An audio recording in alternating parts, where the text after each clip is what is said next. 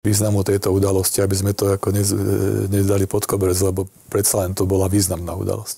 A bola to významná udalosť v dvoch minimálne aspektoch. Jednak objektívne celospoločensky, ako signál, predsa len ako signál, že tu je skupina mladých ľudí, ktorí sa neboja riskovať svoje pohodlie a svoj osud, lebo to bol risk, to bol čistý risk, bez taký ako hazardáž. A pôjdu a povedia, čo si myslia. Pôjdu do konfrontácie s tým lživým a násilným režimom. A druhá úroveň bola tá individuálna. Tá proste, že človek prekonal svoj strach a ako som tam aj napísal, kvôli svojej sebaúcte, kvôli sebe samému, že ja predsa toto nenechám so sebou robiť.